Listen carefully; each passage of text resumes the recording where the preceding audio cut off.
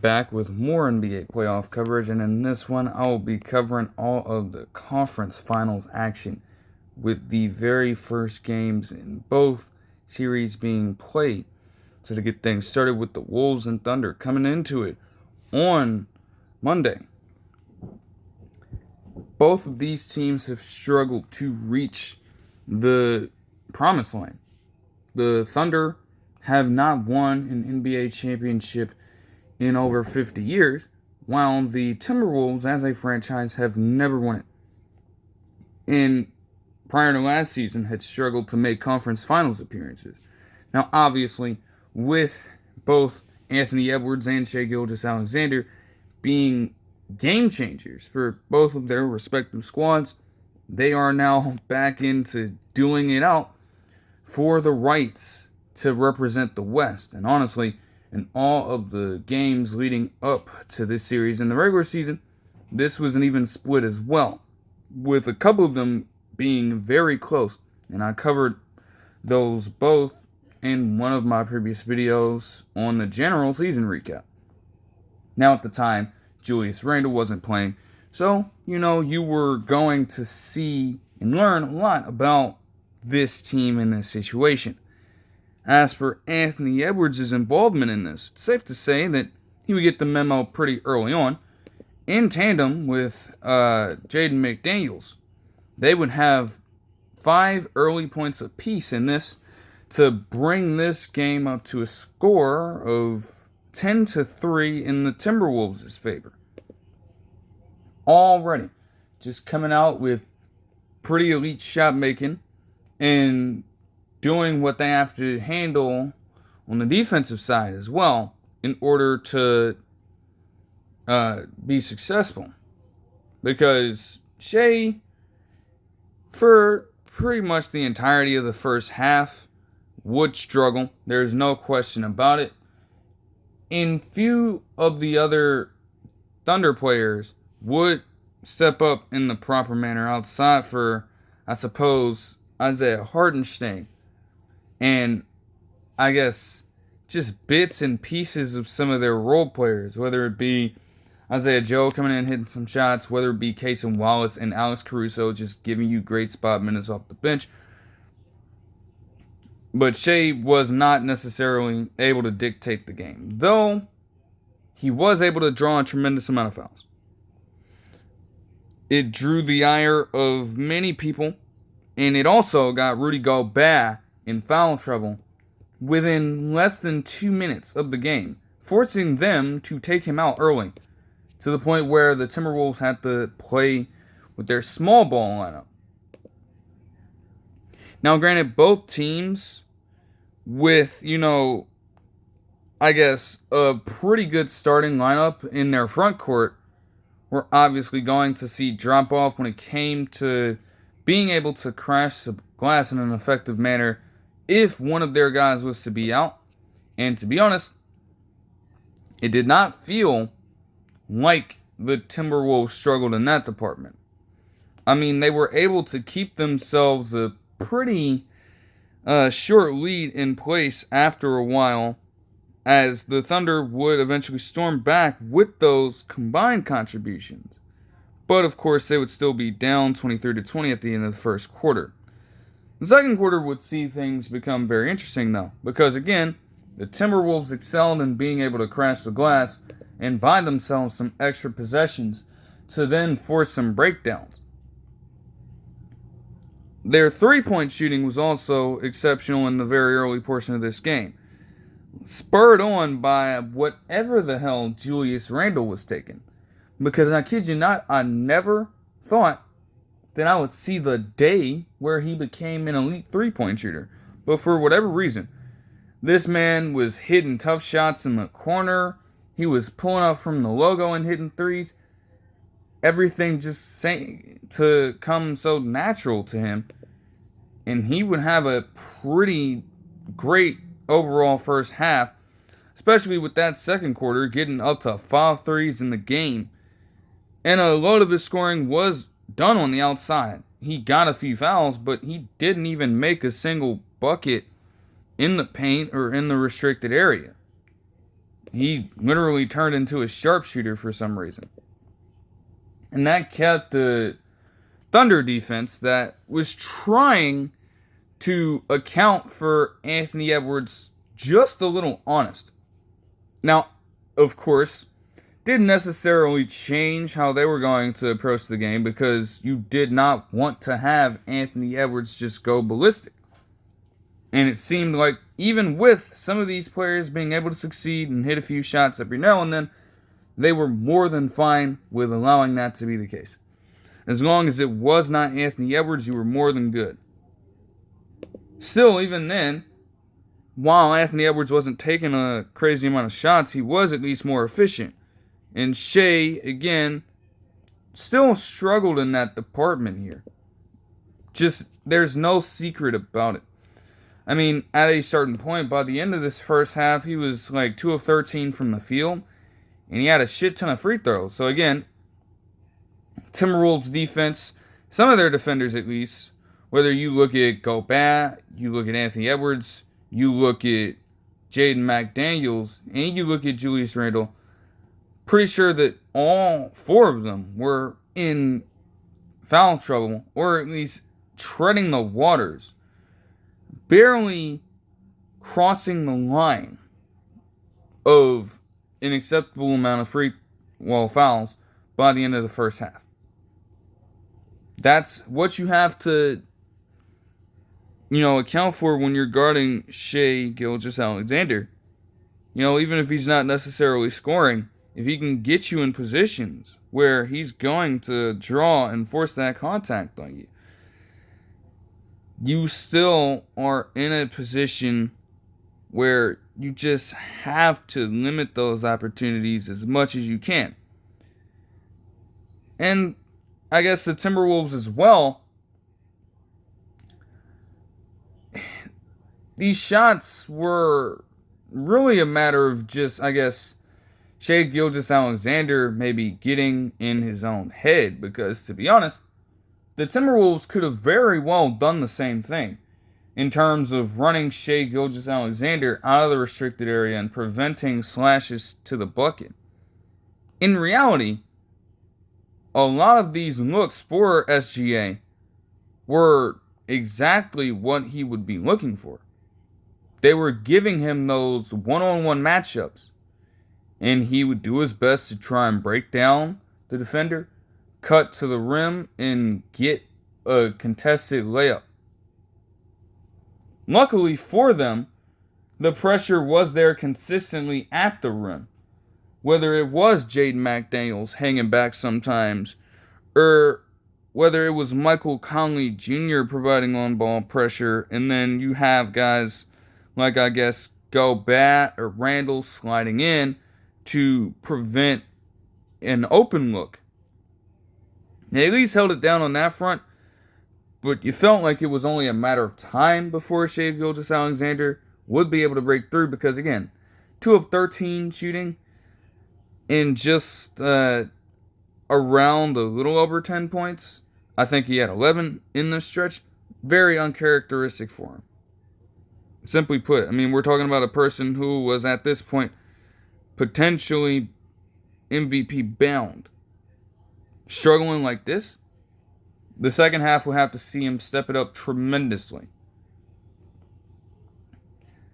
But again, they were getting broken down just a little bit elsewhere because, again, for whatever reason, Gobert just prevents himself from being able to use his size in his full capacity. There's no way that Hartenstein should be able to make contested floaters over him on as many occasions as he did in this stretch of time.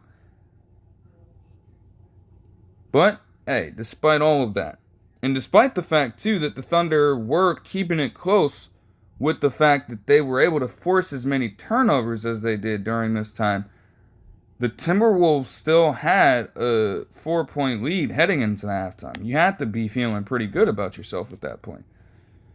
Your bench wasn't necessarily doing the most, but they were doing enough to steady the course.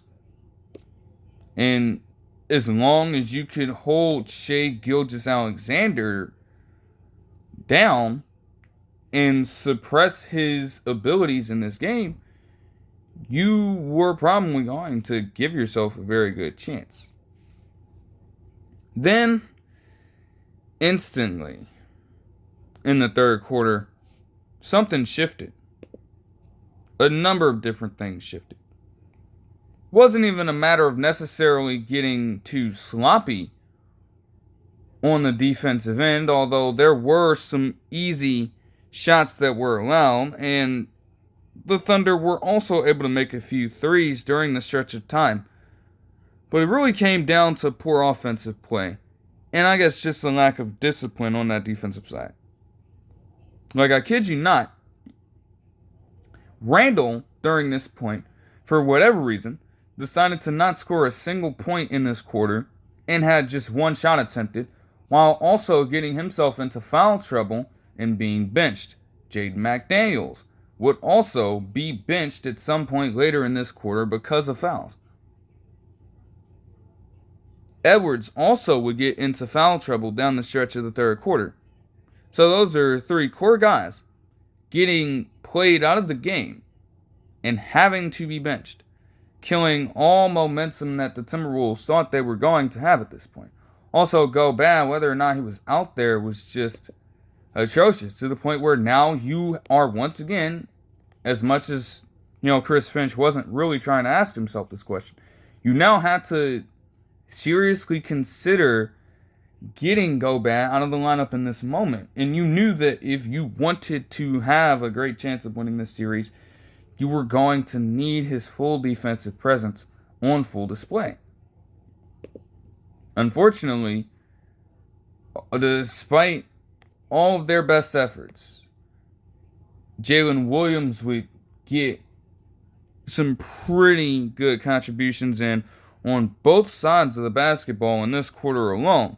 Even he had his struggles, and yet would get 7 third quarter points.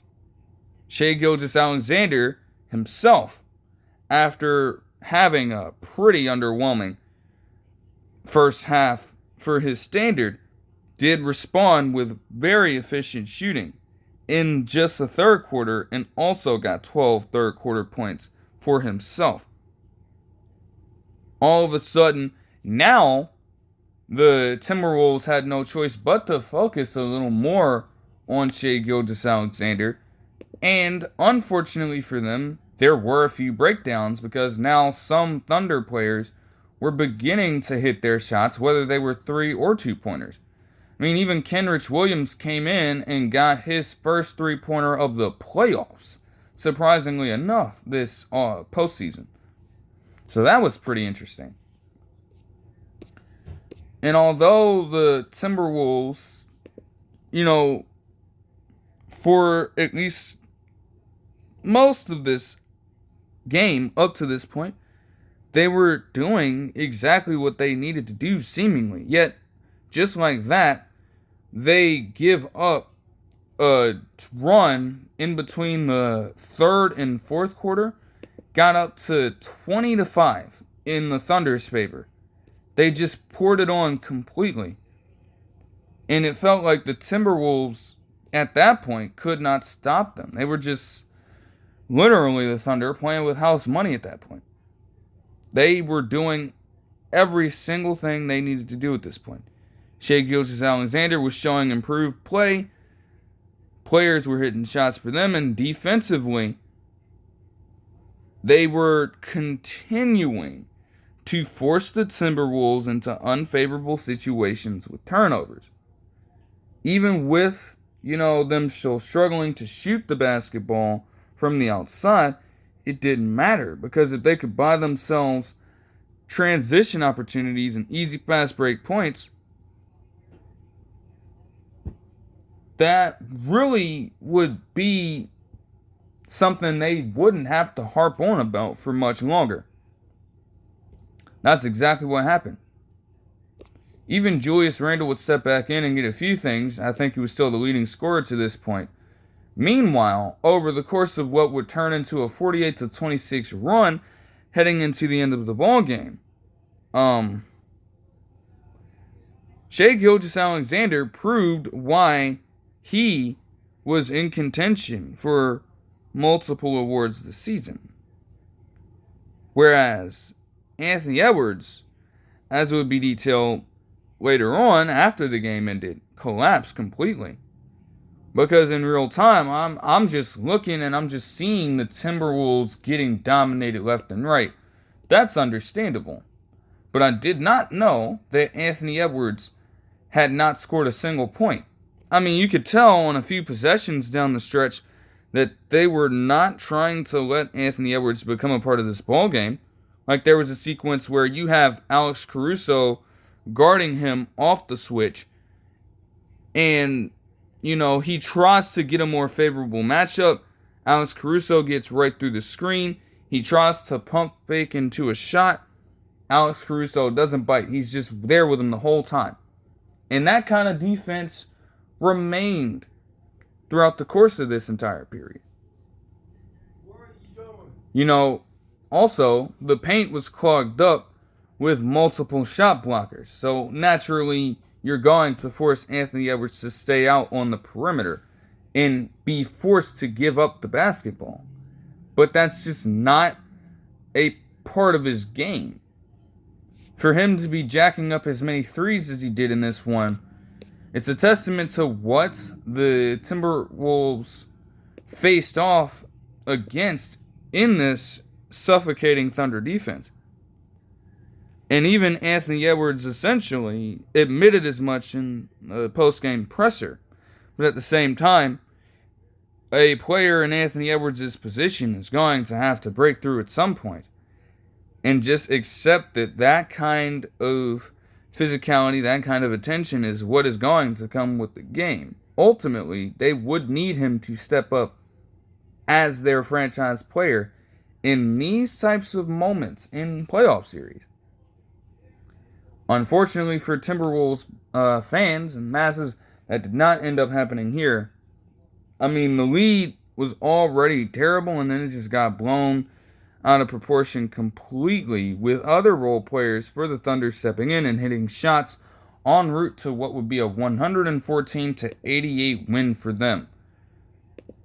For the Thunder, Shai Gilgeous-Alexander would have 31 points, 9 assists, and 5 rebounds with 3 steals. 10 of 27 shooting wasn't the best, but when you really break it down, he had a 20-point second half, a very good third quarter, and led the way in the fourth quarter to spur some of these other guys to victory. As for Jalen Williams, Santa Clara Jalen Williams, he would have 19 points, 8 rebounds, and 5 assists with 5 steals as well, all without a single turnover. Again, not the best shooting performance and not the best from the outside, but the fact that you have that going down for any player and that person is still committed to giving all-out effort through all 48 minutes in a game on both sides of the basketball is very important. And it feels like the OKC squad is filled up with players who have that mentality. That's why, despite some of the, deficits they face in this postseason, and I guess some of the struggles, the very few struggles that they had in the regular season, they do remain here, just off of that alone. Chet Holmgren had 15 points, 7 rebounds, and 3 assists with 2 blocks on 6 of 9 shooting with just 1 3. And Isaiah Hartenstein had 12 points and 5 rebounds on 6 of 8 shooting. Alex Caruso had 9. Kenrich Williams had 8 points. Isaiah Joe had 7 points. Lucian Storch had 5. Dylan Jones had 3. Cason Wallace had 3. And Aaron Wiggins had 2.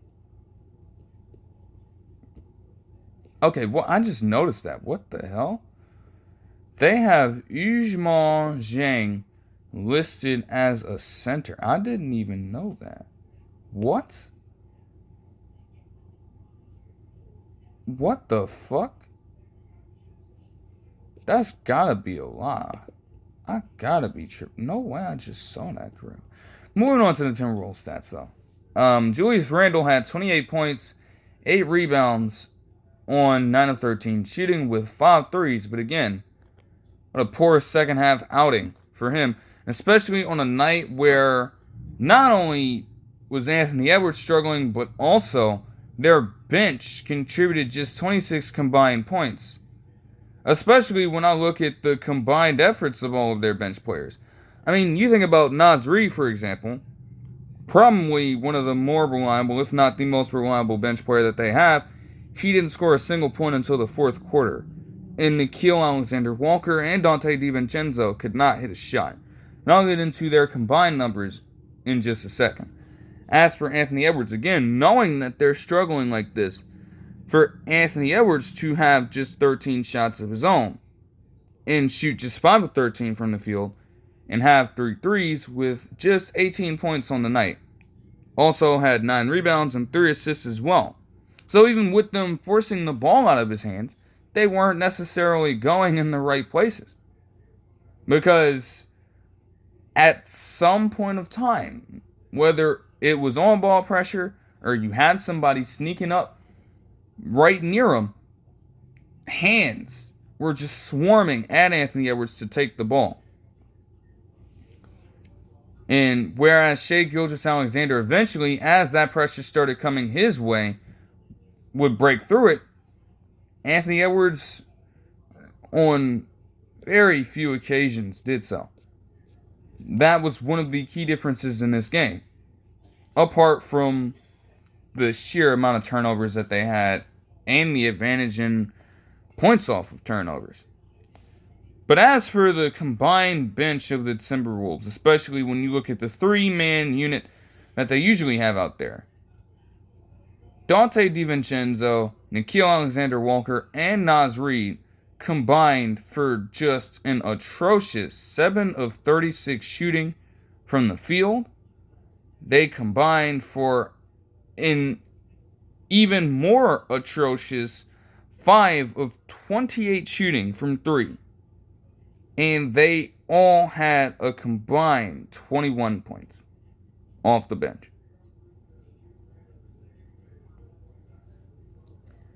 On a night where those guys are that cold,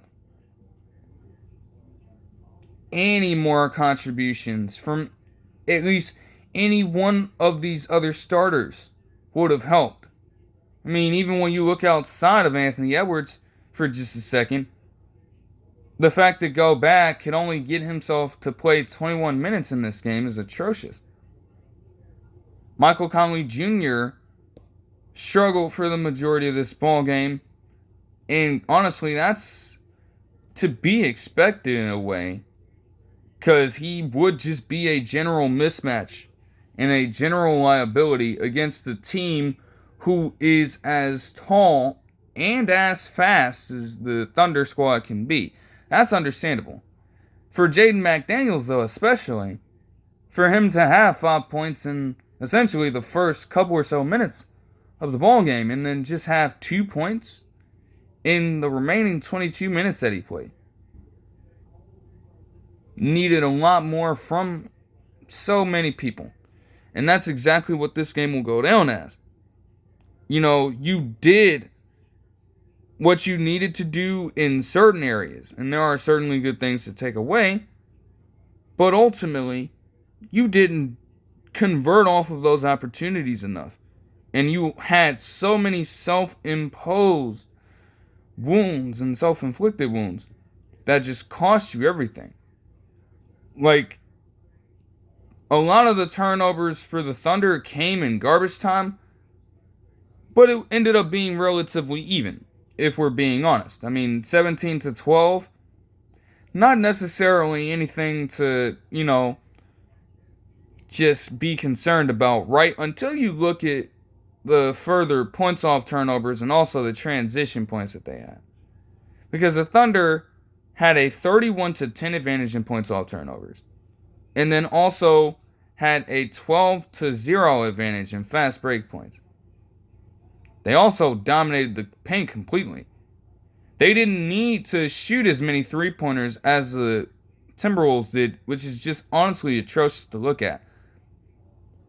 Like, yeah, the paint is clogged up, so you're not going to get too many easy looks there. I get that, but still, for the Thunder team who usually struggles from deep, to shoot 52.4% from that range on just 21 shots is pretty good in and of itself.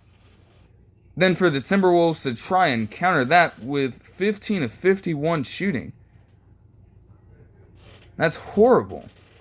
And that would certainly need to improve as the series goes along. So, that would certainly, in the long run, they just have to get a lot better when it comes to, first of all, being disciplined on the defensive side of the basketball and guarding SGA. Because ironically enough, not only did Jaden McDaniels play poorly on the offensive end for the remaining 22 minutes, he fouled out. And no matter what you really want to say about him overall, you can't deny that he's one of their more important defenders, especially when you have Gobert just playing himself out of a game because of the cone he is. So that would need to improve. Meanwhile, the Thunder, honestly, they're pretty much smooth sailing at that point. For them to struggle for that long, for them to have SGA playing as inefficiently as he did and still win the ball game in convincing fashion, I would be very concerned if I am a Timberwolves fan at that point. But that does it for this game.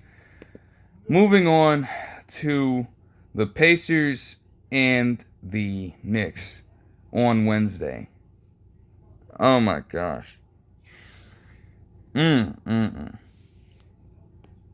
This game was a movie. It was peak cinema.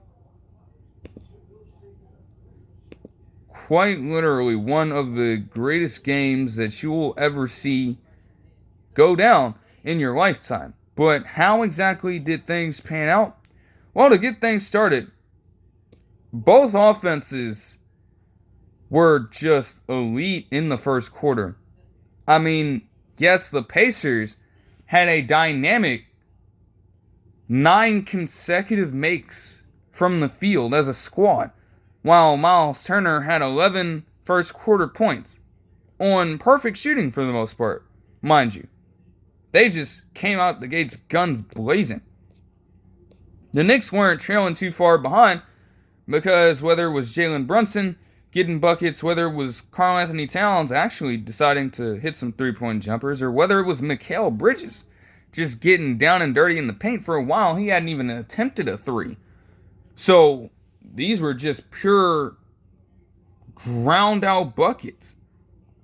He had to muscle a few shots in, but they were being converted. And the Knicks had a high overall efficiency rate from the field as well.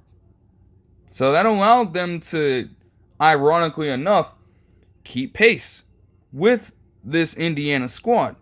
Now, naturally, again, many people suggested that in that instance, they would lose if they needed to make this a shootout just to keep in line with the Pacers and what they were doing on their side of the basketball. But it seemed to do fine for them early, as eventually they were able to take a 2-point lead by the end of the first quarter. You get into the second quarter, and they would finish off what was a 14-5 run at the end of the first with essentially, after a few Indiana buckets, with contributions from Benedict Mathurin and TJ McConnell, of course, just doing what he does all the time. You can also see a few contributions from Pascal Siakam here and there. But afterwards, he would start to just ghost completely. And the Knicks would also go on a 30-17 run of their own, spurred on by Cameron Payne for whatever reason. I just don't understand it. But Karl Anthony Towns seemed like he was gaining more confidence out there. Now, naturally, when he's being matched up against a player like Miles Turner, to be honest with you, No, they are not the same caliber of player, but when we look at play styles, I think they do play a pretty similar brand of basketball. Obviously, Miles Turner is the much better defender, but that matchup was going to be incredibly important when you look at how that could affect the outcome of this game. And while Miles Turner did have that hot start, it seemed like Karl-Anthony Towns just kept on churning away at it, and he was starting to get the better of him completely. He was just getting in his three-point bag. He was getting tough layups at the rim on him. Anything that you could imagine that would demoralize a guy like Miles Turner was being done on the part of Karl-Anthony Towns. And that's what people have been waiting for, I guess. Jalen Brunson and Tyrese Haliburton, of course, as well, were going to be a huge point of focus, and naturally so. They kept on trading buckets. Tyrese Haliburton would get multiple layups at this point, and he would get up to a 10-point second quarter with just some incredible shot making. Like, there was a shot during this stretch of points from him. He gets in the paint on Bridges, and he puts up a fucking clean fadeaway that just rolls right around the basket. It's just quintessential stuff, but not to be outdone. I mean, you had Jalen Brunson just continuing, for the small frame that he is, to get down low in the paint and force these mostly larger players to just bite every single time. And he was able to draw multiple fouls at this point. He just got some really cool buckets as well. Like, even with Tyrese Haliburton getting another beautiful shot on his end, Brunson, to cap off the quarter, essentially just takes Pascal Siakam right at the rim. Breaks him down completely. Not even giving him any chance to truly contest a floater from him that would just go in. Like, routine. Like, it is crazy to understand that you have a player at this stature being able to impose that will in his way against virtually any player. But, you know, that's just about working hard at your craft and ultimately building up a resume to where you now have players respecting that quality about your game. Because I guess coming out of Villanova, you can argue that this wasn't necessarily a natural thing. This is skill that had to be developed over years. And the fact that Brunson was willing to commit to it, and that willingness shows through with how he conducts himself with this team as well. You just gotta love it if you're a New York fan at this point, to have him on your roster and be doing these things for you. Because that would largely continue, at least in the scoring department. Now, we would have multiple struggles when we get into the third quarter, at least. We would see him get baited into turning the ball over on multiple occasions. And the Knicks, in large as well, would be suffering that, as the Pacers, though they were down, would continue to fight back as well. Tyrese Haliburton continuing to keep them at steady pace and in striking distance, even with Obi Toppin also being blocked on one occasion, and also just yet again getting another Julius Erving-esque layup on a reverse. Like, I don't know how that's possible, but Obi Toppin is just truly a dynamic athlete in that regard. There's no way. You would have Brunson not only get into some situations where he turned the ball over, but he would also get himself in deep, deep foul trouble. He was still a steady force on offense, but eventually he would get himself in a situation where he had 5 fouls in the third quarter. And that would change things up completely. Now, Mitchell Robinson was out here, and he had recently got a shot made over him by none other than Tyrese Haliburton. But to be honest, they were going to need contributions from guys like him, like Josh Hart, like OG Anunoby, in the instance that Brunson had to miss time. Because there was no other choice. That is your closer. That's the clutch player of the year. For him to have 5 fouls at this point, you had to try to do without him for as much as you could. And they would steady the course briefly with him being out. They would maintain a pretty sizable lead even with TJ McConnell getting a bucket at the end. They would try Jalen Brunson again early in the fourth quarter. But again, despite continuing to just seemingly break the will of the Pacers, they were still keeping it close. And Jalen Brunson, with the help of TJ McConnell, would then get to 5 fouls. So with around 10 minutes and 5 seconds left in the game, the Knicks and Tom Thibodeau had no choice but to sub him out of the game. See if you can last for the next few minutes without him, and then try and put him back in clutch time. The Knicks were just on the ball because they would go on what was a 17-5 run eventually, buying themselves extra opportunities all over.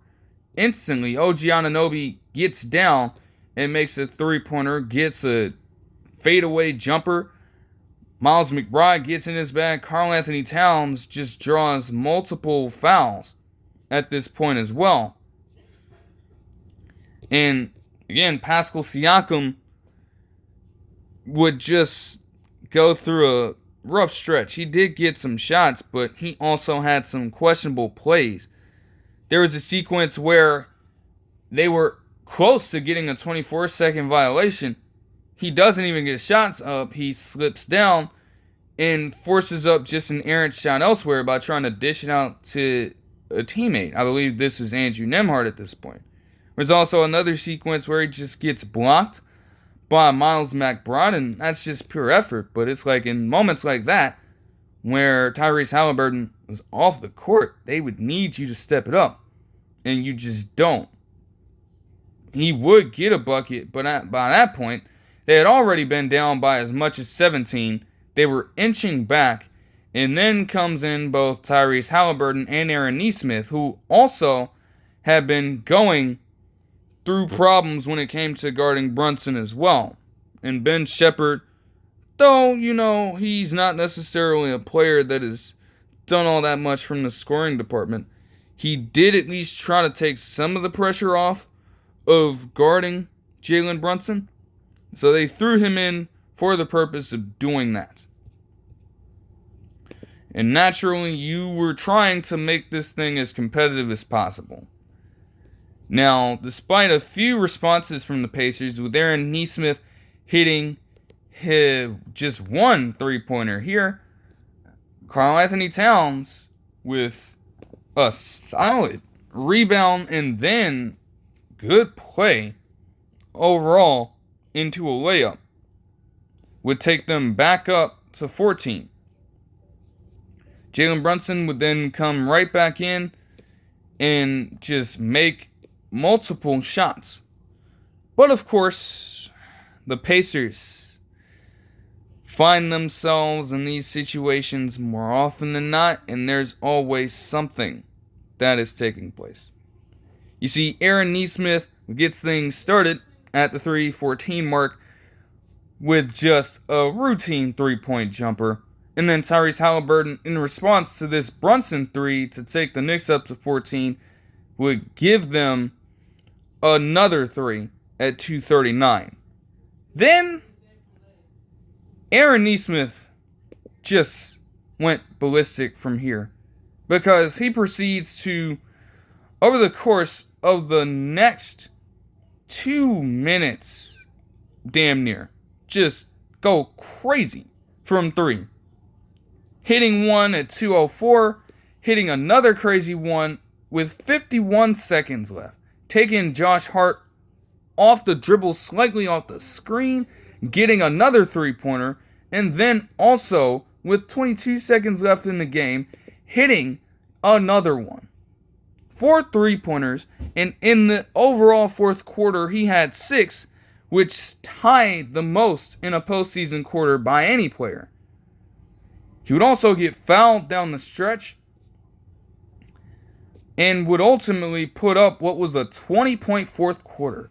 All of a sudden, when it was looking like the Knicks were just going to secure a routine win at home to open up their first Eastern Conference Finals appearance in 26 years, the Pacers were getting dangerously close to stealing it away from them.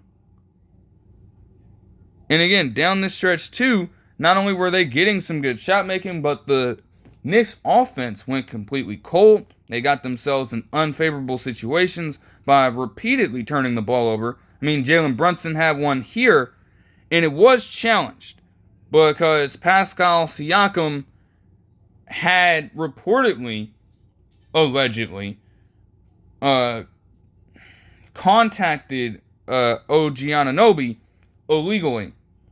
But they ruled that to be incidental because initially when you looked at the replay, he got the ball first. And exactly as I imagine, when they announced the call, they deemed that any contact succeeding that was incidental. So the Pacers would get that, and that led to the final Aaron Nesmith 3 here. Outside of turnovers, though, free throws are everything. They are everything. And the Knicks were just so damn inconsistent with them. You would have Karl-Anthony Towns get fouled by Obi Toppin, and it would be a take foul. You get 2 free throws here, rather. Yet Karl-Anthony Towns makes the first, and then just misses the second one from point-blank range.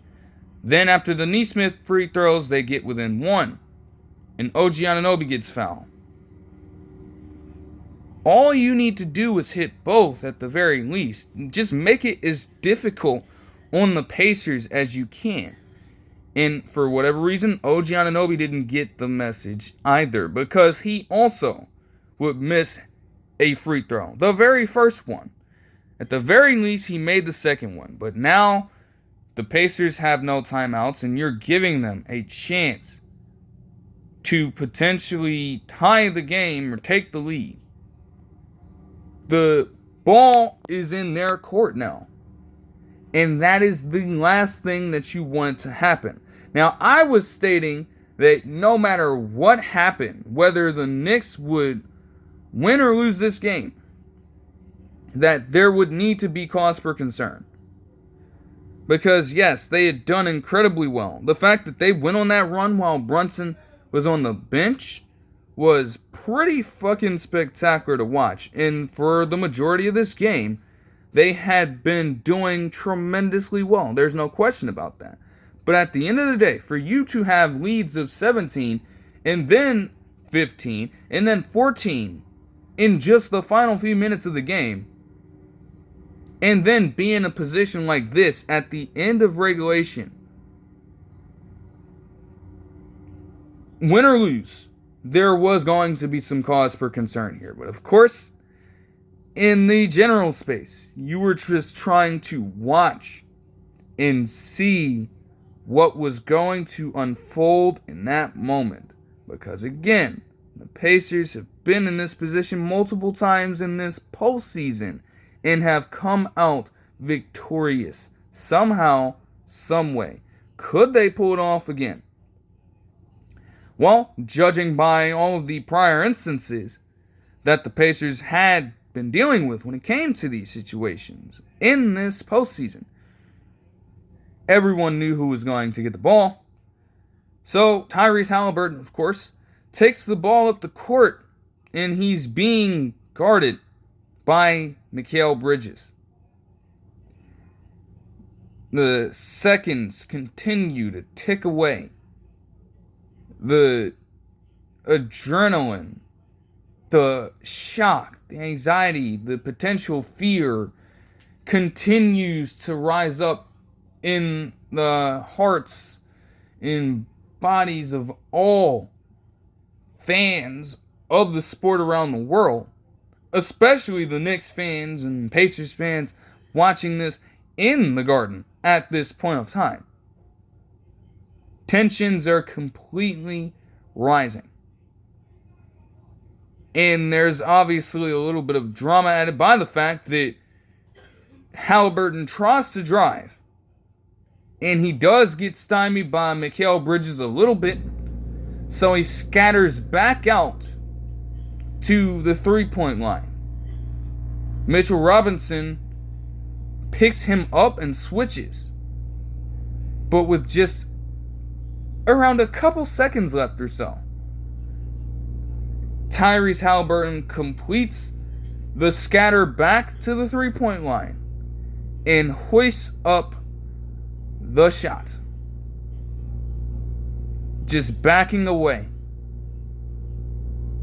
Not even worrying about doing anything else.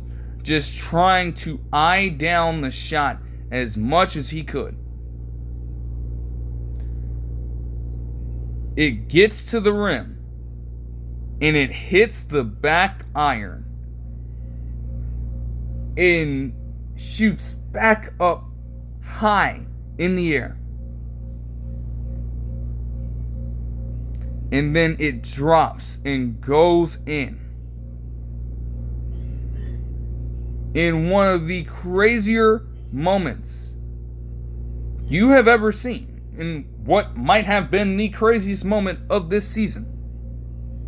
This man, Tyrese Haliburton, goes in the Garden after being down by that many points in that short amount of time, obviously with the help of Aaron Nesmith carrying a hell of a load by getting 15 points in that stretch himself. But with the game on the line, Haliburton hits that shot. Now they had to check and see if it was a 2 or a 3. It ended up being a 2 because he not only had shades of Kawhi with the bounce, but he also had shades of KD with the fact that his foot was just on the three-point line.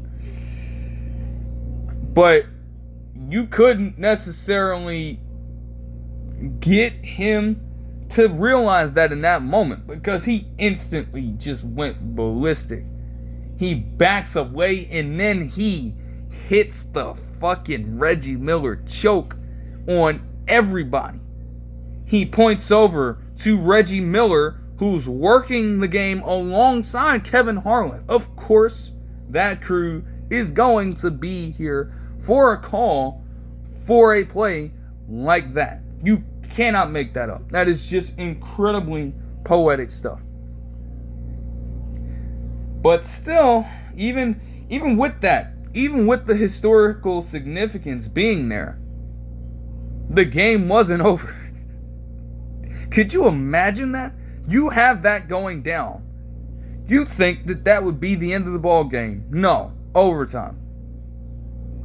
Just a complete battle of wits at this point. The Knicks, in many ways, probably thought that this shit was going to be over. But the Pacers, they kept fighting. And now you had 5 extra minutes to put it all on the line and try to give yourselves a series opening victory.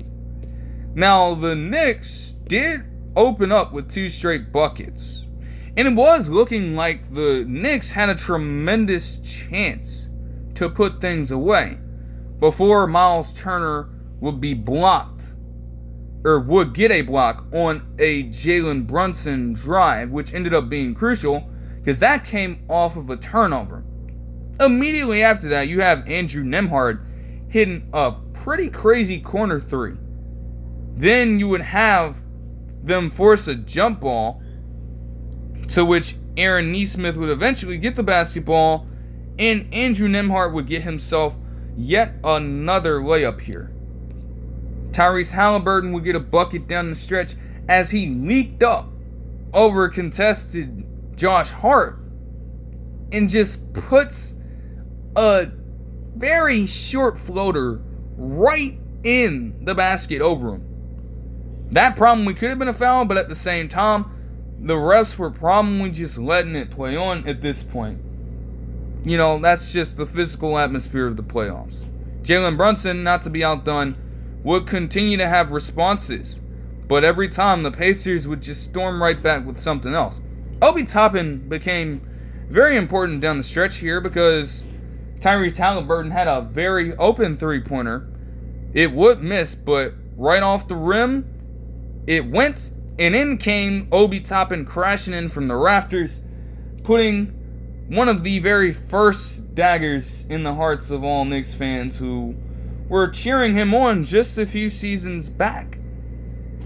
Jalen Brunson would have this shot here, and then Tyrese Haliburton would drive and catch both Josh Hart and Mitchell Robinson napping as Andrew Nembhard would get an open layup within 26 minutes left in the game. Obi Toppin would also get the ball back after a crucial steal and forced turnover by Andrew Nembhard. OG Anunoby would try to pass it into him, of course, but you would have Andrew Nembhard get right in position to knock it off of Jalen Brunson, buying the Pacers another possession, and they would make do with it because Obi Toppin would get another beautiful cut yet again and just dunk all over Mikal Bridges for what could have been the game-sealing bucket because, honestly, even if they were letting it play on, it was a clear foul.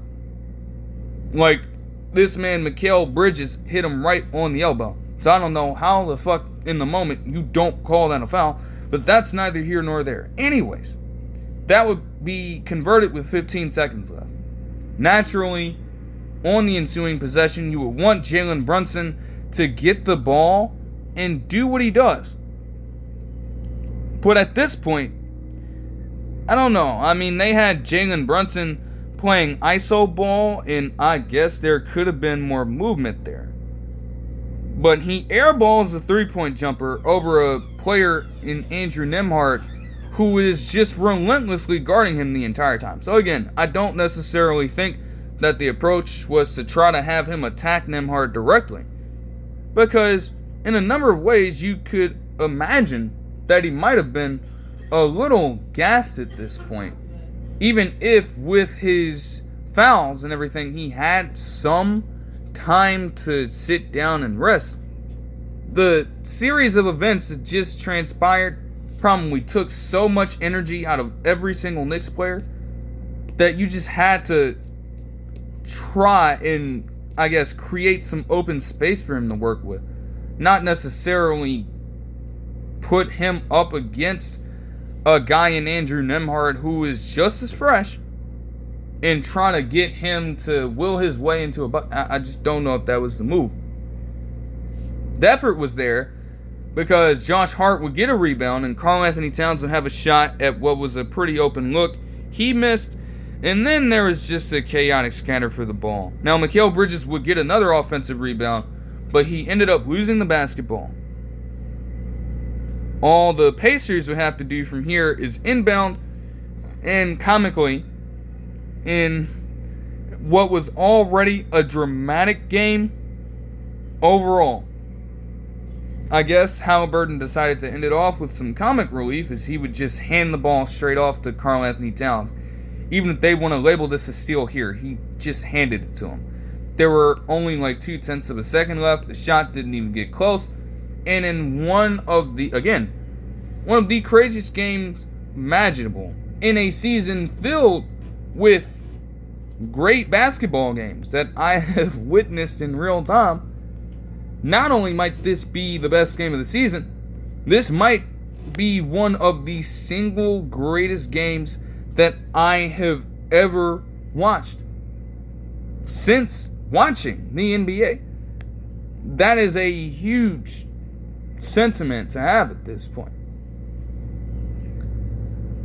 Like, it was just too crazy for me to not give it that respect. And honestly, again, even though, the Knicks have certainly gotten their fair share of criticism, and even I have criticized them in bits here, you have to give both teams credit for this. Like, both of them. Simply put, this was too dynamic of a basketball game to just get into harping on all of the negative aspects of it for both teams. Now, obviously, again, both teams had good takeaways and negative takeaways from this. But, bruh, it made for good fucking product on that Wednesday night, man. So, you just have to take it in stride, man.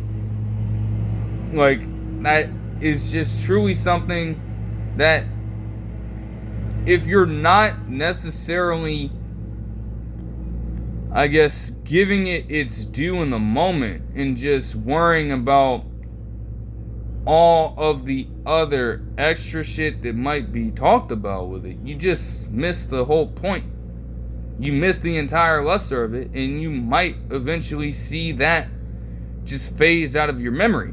For those people who were very much tuned into the game, though, as many other people have stated at this point, and as I stated immediately after it happened, no matter whether you were rooting for the Pacers or whether you were rooting for the Knicks here, or even if you were just watching generally,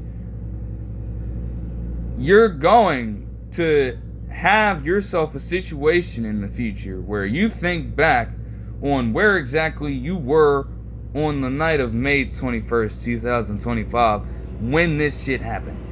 And it is insane.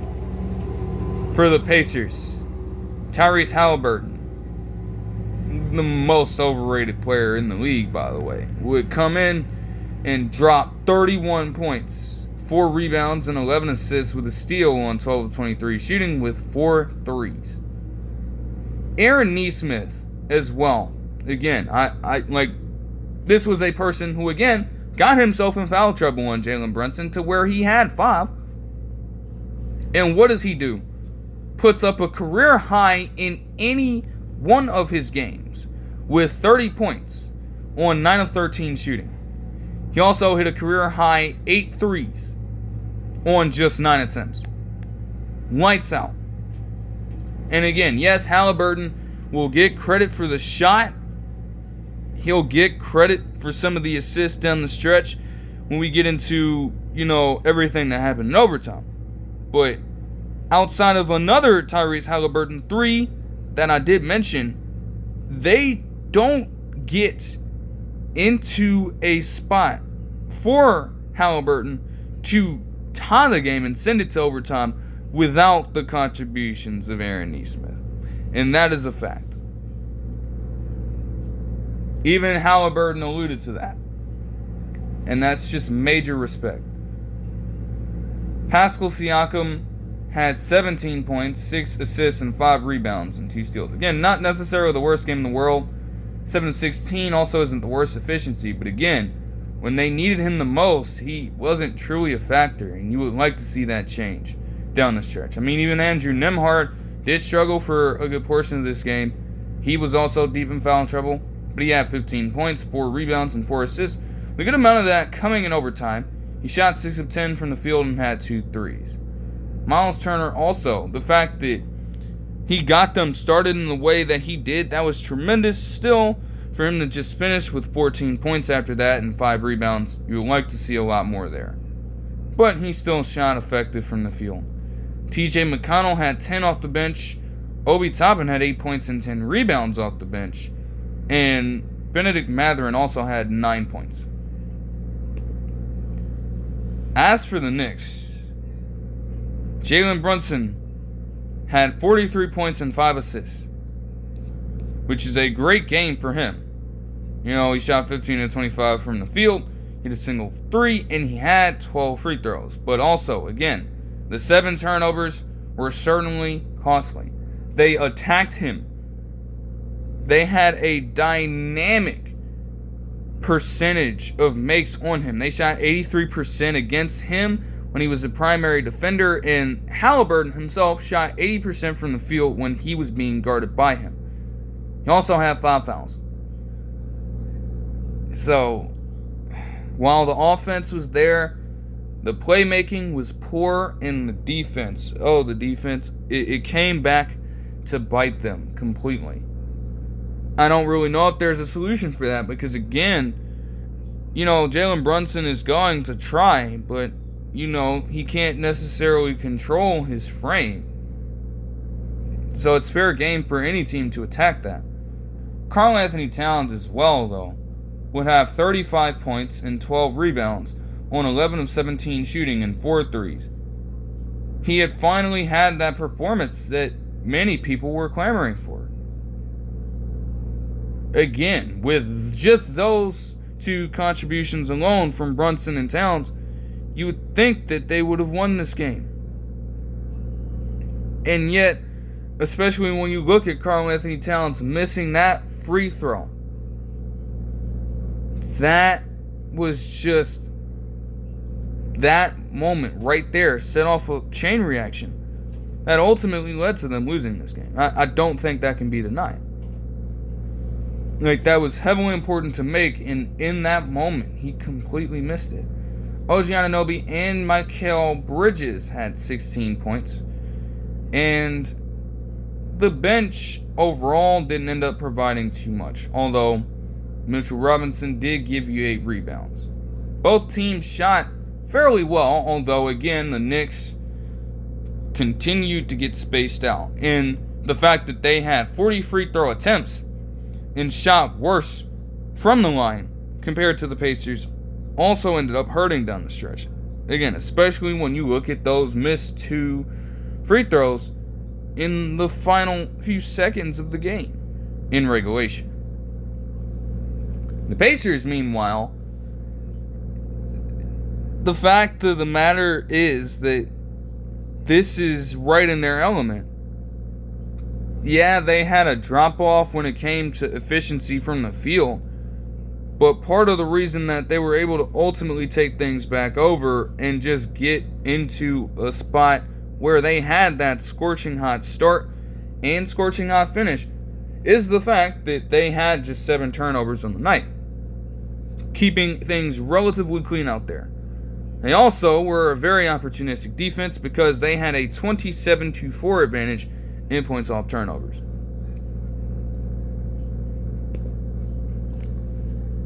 It's crazy. I have no words to truly describe what I witnessed in this game. I know all the Knicks fans were fucking pissed off. I don't know how you recover from it. Think about that. You see all this go down, and you have less than 48 hours to prepare for the next one. This game, too, is going to say a lot about where they are at then.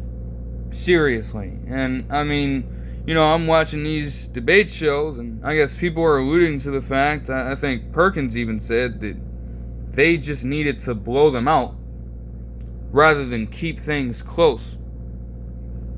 And maybe there's a point to that. Because again, why would you want to do that to your fan base again? Seriously. Just get a convincing one. I could see that.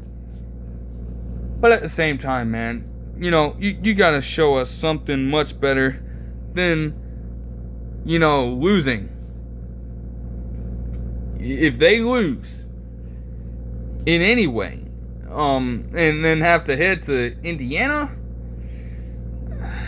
even with Brunson being a good playoff scorer on the road, man, I don't know about their chances. Quite literally. Haliburton, after this, would become the second player with 30 points and 10 assists in a playoff game for the Pacers franchise. Brogdon did it first, which is very interesting to say. And also, they completely beat the odds. We were talking about situations where in 1,414 tries, teams had not won when trailing by at least 9 points within a minute. That changed to 1 in 1,414 with the Pacers win on Wednesday. Teams were also 0 in 970 when trailing by at least 14 points within 3 minutes of a game. That became 1 in 970 with the Pacers win on Wednesday. But again, people want to consistently just talk shit about Tyrese Haliburton. People want to consistently downplay what the Pacers team is doing. Just shut the fuck up. Just shut up. Because it feels like at this point, the more you keep talking, they're just going to keep proving you wrong. In a litany of ways. But that'll do it for all the game action here. Okay, let me get back here and see what's going on. Hold on. Yeah, never mind. We know who won the MVP at this point. It was Shai Gilgeous-Alexander. Continues the trend of international players to win the award. He is also the third player in the franchise to do it. Obviously, Durant and Westbrook did it first, and he was the second player to average 30 points per game in a season with 5 assists per game in a season on 50% shooting since Michael Jordan did it multiple times. Just one of the better seasons all around. No matter what you would say about his playing style, you can't deny that through and through he has been very consistent in the regular season and a force to be reckoned with on a team that has just dominated people left and right. Obviously, Jokic could be in the discussion for it, and I know that people are probably still harping on that, but it's like, man, no matter how you slice it, man, it was going to be difficult. And both players deserve it. Both of them do. Shai ends up getting aspersed, and you just have to live with that. It's not necessarily like it's a bad thing. Like he was one of the better players in the league this season, so you can't give him that treatment. The Nuggets would promote David Adelman to head coach. Again, as I imagine, you're probably just trying to keep something similar in place rather than just be on the consistent lookout for a new head coach instantly. If Adelman can improve, then this could pay off. But you're just trying to see what you have.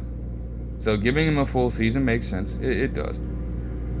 The NBA would release a few All-NBA teams here. They did all rookie teams earlier in the week on Monday, prior to the game on Tuesday. Don't know why I stated that the Timberwolves matchup was on Monday. Like, that game was that was an off day for the sport, but it's neither here nor there. So for the All-NBA rookie first team, they would have Stephon Castle, Zach Edey, Zachary Rizalshay, Alex Saw, and Jalen Wells. Makes sense because all of them were at least somewhat important players for their respective teams in a way. Even Alex Saw, you can argue, showed enough flashes over the course of the season, and his stock rose a little bit towards the tail end. Obviously, the Wizards are just not very good, so you'll take anything you can get at this point. All of those guys are deserving, though. Obviously, Stephon Castle would get there as the Rookie of the Year. Jalen Wells, for a time, was doing great as a two-way force for that team. Again, the Grizzlies definitely hurt tremendously when they lost him for the season. There's no question about it. You would like to see a little more from Zach Edey in the future. But again, for a rookie year, you will live with it. You just hope that he continues to build off of it. Rizal Shea, man, I need more consistency from him as well. Because, dear goodness, the way he ended off the season was not great in any sense of the word. Seriously. For the second team, they would have Matas Bezelis, Bub Carrington, Donovan Clingan, Yves Missi, and Khalil Ware. I especially like Ware and Carrington here. Ware truly came on in the second half of the season as a potential key player for them down the stretch. So again, the fact that they didn't use him down the stretch of that Cavs series was very interesting to me. Also, Carrington, for him to see all 82 games through for this team shows a lot. I don't necessarily know if he's going to be an elite player or not. But, you know, that kind of grit and grunt will certainly make him a solid player for years to come. Bezelis shows potential, but also has to show more consistency. Yves Missi had honestly been a surprise for the Pelicans. But again, you would have to figure out what his fit would be when that entire team is healthy. And honestly, we won't even know what the full team will look like until the start of the season, honestly. Because the Pelicans are probably going to be getting to work when it comes to bringing in, you know, some new draftees, trying their hand at free agency. They need a full retooling. Because I don't believe that this roster as constructed is getting anywhere near a championship. Even when they were healthy, they were struggling. So I don't know. And then Donovan Clingan, as a shot blocker, already coming in as one of the best. He did exactly what he would need to do for them. You would also like to see him improve in mobility, but that's fine. That's fine.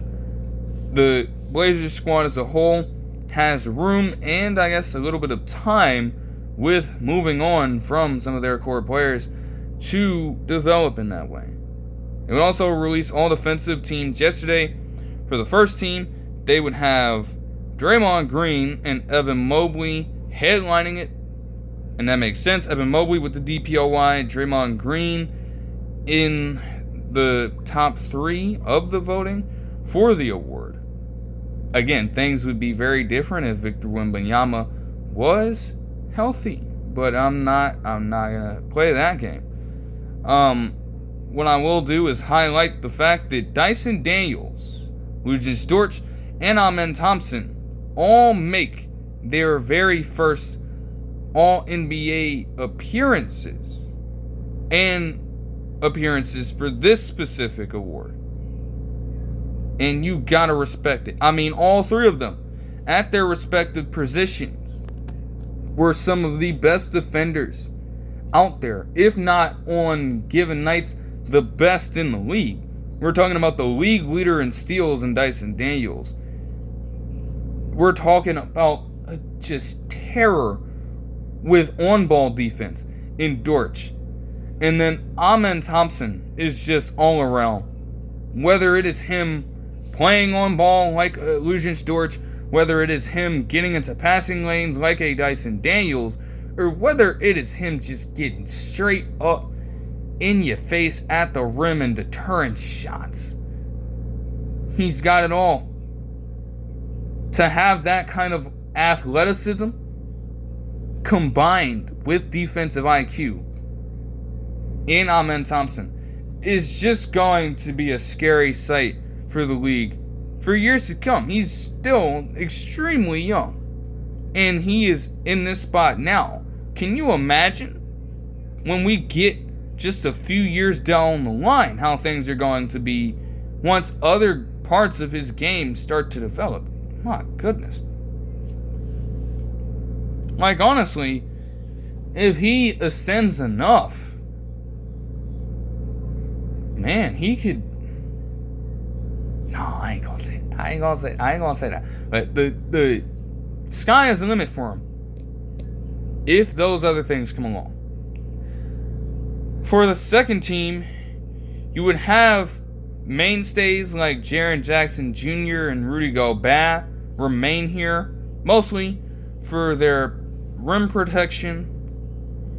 You would also have Toumani Camara, Jalen Williams, and Ivica Zubac all make their first all-defensive teams as well. Again, well-deserved. Zubac was also a great player when it came to deterring shots as well. And Toumani Camara and Jalen Williams are both highly versatile defensive wings.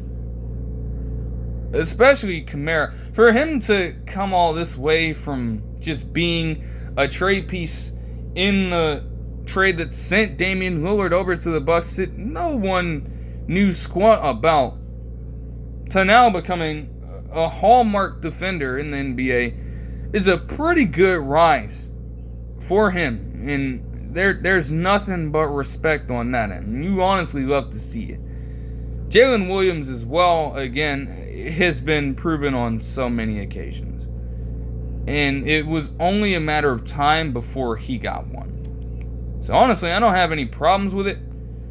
I suppose there wasn't necessarily an official third team here, but with the way the voting ended up panning out, it looks like for the third team, they would have had some combination of OG Anunoby, Bam Adebayo, Derek White, Giannis, and SGA, which makes sense. Also, for other players that got votes, they had Jaden McDaniels get 10, Dylan Brooks get 2 first-place votes and 3 second-place votes.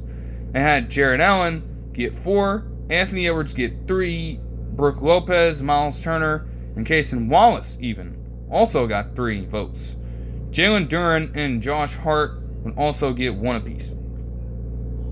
So given how that shaped up, I don't necessarily have a problem with it.